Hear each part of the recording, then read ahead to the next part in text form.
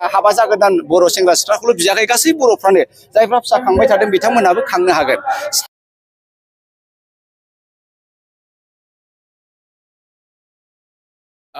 दान्दिसे सिगां आंबो सासे हाइकर्टनि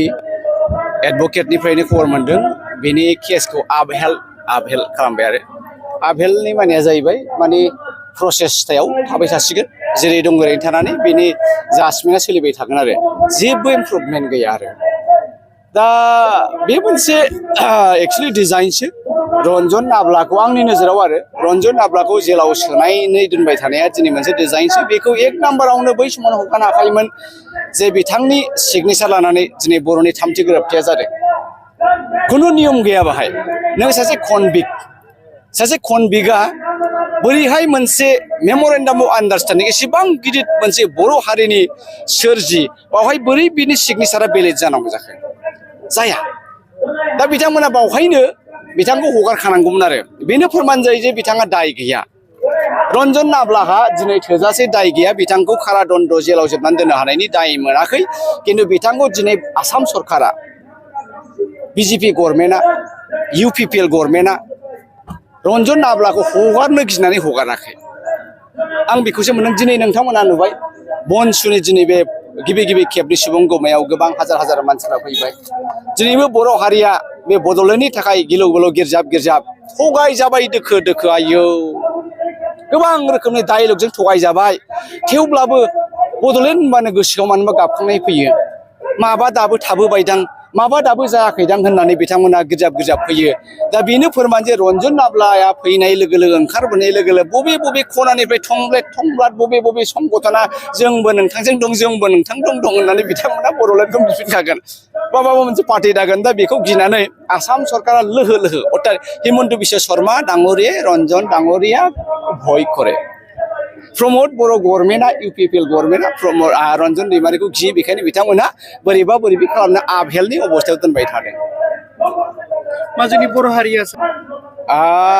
राहाया बेथ' मोनसे जुडिसियेल माबासो नालाय हाबाफारि बावहाय जोङो रायजो राजाया थांनानै जेल बुफायनानै माबा खालामनानै जोङो बेखौ बरननो हाया रायजो राजाया मोनसेल' जोङो खुद्रिनो हागोन बिथांनि जानानै जों आन्दलन खालामनो हागोन बिथांनि जानानै जोङो बुंनो हागोन आरो जों बुंनायनिख्रुइबो सबसे साबसिन प्रमदानो हायो इउपिपिएल गभर्नमेन्टआनो हायो बिथांमोननि लोगो सुक्तिखारि जायफ्रा सिगनेटरिफोर बिथांमोनानो होननो हायो जे रन्जन नाब्लाखौ फर दा ग्रेटार इन्टारेस्ट अफ आवार एकर्ड नोंथांमोना हगाराबा जोङो रिजाइन होबाय जोंनो नाङा बे एग्रिमेन्टखौ जोङो फिन गोदानै बदलायनोसै गाबोननो अट'मेटिक रन्जन नाब्लाखौ हगारगोन अब्ला जोङो नोंथांमोना रन्जन नाब्लाखौ हगारनायाव जेबो प्रब्लेम गैया नामा mister Pramod Boro' no I don't have mister Gobinda Basumatary no I don't have अब्ला रन्जना गाबोननो गयो सिम्पल नोंथांनि डिलिभारि स्पिचनि गेजेरजों जों खोनानो मोनदों मानोना बड'लेण्डखौ दानायाव माखासे पपुलेसन क्राइटेरियाफोर फुलफिल खालामनांगौ जायो दा पपुलेसना जोङो मानसिफ्रा बारा सिरियास होआखै दिनैसिमबो बड'लेण्ड नामा कर'नाव बड'लेण्ड जाया होननायफ्रा गासिबो जाथियानो होनबाय थादों बेनिखायनो जे बड'लेण्डआव बर' हारिया थोजासे गैयिनि थाखाय बेयो एखे गां जेरावबो जाबाय थादों आरो बयनिबो बादायानो बेनो दा बेखौ नायोब्ला जोंनि लाइमोन बर'फ्रा आरो आङो खालि हाबा जागोदान बर' सेंग्रा सिख्लाखौल' बियाखै गासै बर'फ्रानो जायफ्रा फिसा खांबाय थादों बिथांमोनाबो खांनो हागोन साबा जोङो मेक्सिमाम लादे साबा मिनिमाम साबा आरो मेक्सिमाम नङा मेक्सिमामा बाहाय खुनु प्रब्लेम गैया हा हु जोंनावनो जोब बर'नावनो जोब गिलु बालु हाफ्रा ओरैनो थादों गायग्रा गैया आदि गायग्रा गैया दा बेखौ नुयोब्ला सोर बुंदों जे बर'आ रायजो जानो हाया गोदोनि लान्दा खान्दा जेबो गैयैयावनो जोङो गथ' गथायखौ फोरोंजोबबोदों आरो बेबायदिनो बिसि फिसायनि गेजेराव दावराव दावसि गैयामोन जोंनि आइजोफ्राबो फिसाय गारि खाराखैमोन गथ' गथाय गारि खाराखैमोन दिनै मानो फिसा खाङाखै नालाय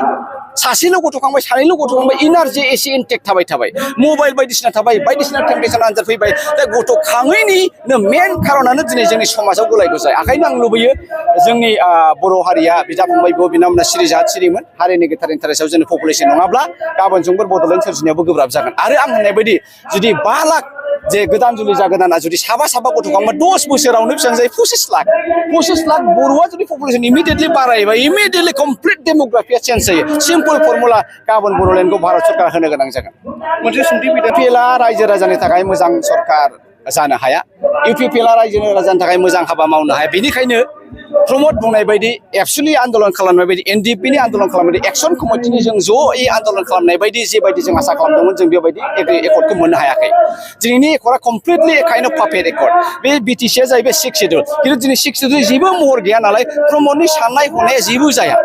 बा सोरबा इउपिपिएल साननाय हनाया जेबो जाया दा बेखायनो आङो इउपिपिएल कमप्लिटलि एस इउपिपिएल बिथांमोना दिनै जेसेबां गेदेर गेदेर बाथ्रा बुंदों बेबायदि बिथांमोना डिलिभार खालामनो हाया जेसेबां बिथांमोना बिजेपिनो लाइ होगोन आरो बिजेपिया बर'फोरनि थाखाय मोजां मावा बे क्लियार खोथा खारन बिजेपिया ट्राइबेलफोरखौ मोजां मोना आरो ट्राइबेलफोरखौ लानानै मोनसे गेदेर हारि बिथांमोना दानो सानाखै खारन बिथांमोना बुंदों मोनसे राव बे मोनसे राव होनाय लोगो लोगो नोंनि फिसा फिसौ गासै हारिनि रावा ओरैनो जोबनानै थांगोन दा बिथांमोननि बिराद गिदिर मोनसे एजेन्डा दा बे एजेन्डा मथे बिथांमोना खारबाय थादों दिनै भारतनि संबिधानखौ बिथांमोना सोलाय सोल' खालामबाय थादों आरो सोलायगोनबो 24 जुदि देरहायोबा 26 27आवनो भारतआ मोनसे सेकुलारिज्म हादोर जानो हाला दा बेफोर कमप्लिटलि डिजाइनखौ नायोबा दिनै बाहाय बिटिसिआव स्टार्ट जाबाय दा बेखायनो प्रमद बर' बिथाङा सानब्लाबो होनब्लाबो बे होनफ्लानायसो आरो बे मावनोनो हाखाया केपासिटियानो गैखाया दहाय जयन्ति खातार बिथाङा बुंलांबाय जे साख्रि बाख्रि होनो हानायनि मोनसेबो केपासिटि अर्थात पियनखौ एपइन्टमेन्ट खालामनो हानायबो बिटिसिआव गैया होनब्ला प्रमद बिथाङा मा मावगोन आयेनानो बेनो जाबायबा दिनै सिक्सिडलि जेबो राइटआनो गैलाबा प्रमद बिथाङा मा मावगोन दा ओंखायनो जोङो प्रमदखौल' दाय होनानै लाब गैला जों गासै रायजोआ सचेतन जानांगोन सांग्रां जानांगोन इउपिपिएलनि बिथांमोनाबो सांग्रां जानांगोन बिथांमोना होनांगोन जों बिजेपिजों थालिया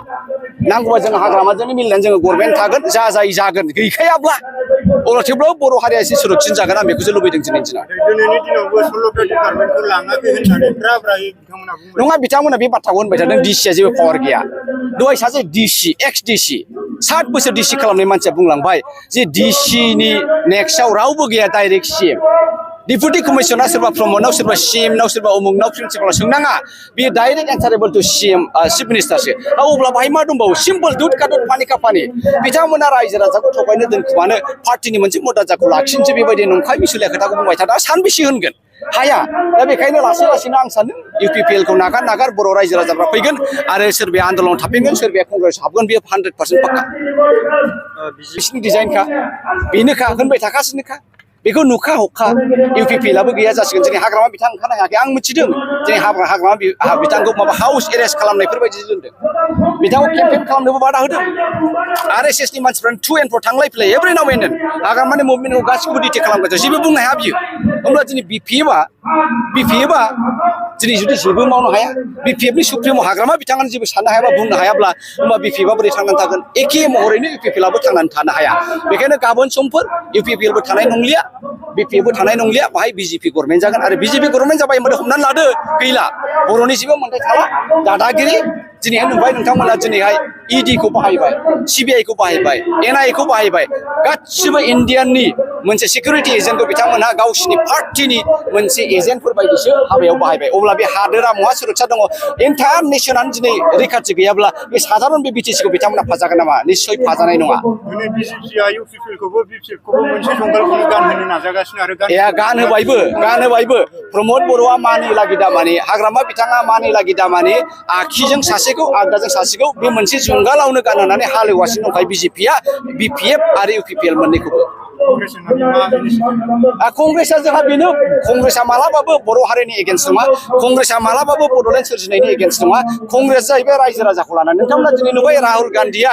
एखे कन्याकुमारि टु काश्मीर मोनसे पादयात्रा खालामदों बाहाय बे गासिबो रायजो राजाखौनो लोगो लादों गोरिब दुखिया लेंग्रा बेंग्रा बेंगुरा हायथा बावनासा गासिखौबो लोगो लादों आरो बिथांमोननि गांनाय उखैनायखौ नायदों अब्ला बिथांमोना बे एसेबां बृहद बर' हारिनि बाथ्राखौ नायनाय नङा नामा नायगोन गगै साहाबनि सरकाराव दिनै हाग्रामाया राजा बायदि सासन खालामदोंमोन 6 सिडुलनि पावारखौ बिथाङा एन्टेक लाखिनो गभर्नमेन्ट लादोंमोन आरो सारा नर्थ इस्टआवनो मोनसेल' अट'नमास काउन्सिल बे जाबाय बिटिसिमोन दिनै जै बिजेपि फैनाय लोगो लोगो खोथोम कमप्लिटलि दिनै हिमन्तआ बेखौ सेनानै लाजोब्बाय आरो बर'आ दिनै पावाराव गैला बिटिसि गभर्नमेन्ट नङा बियो बिटिआर गभर्नमेन्ट नङा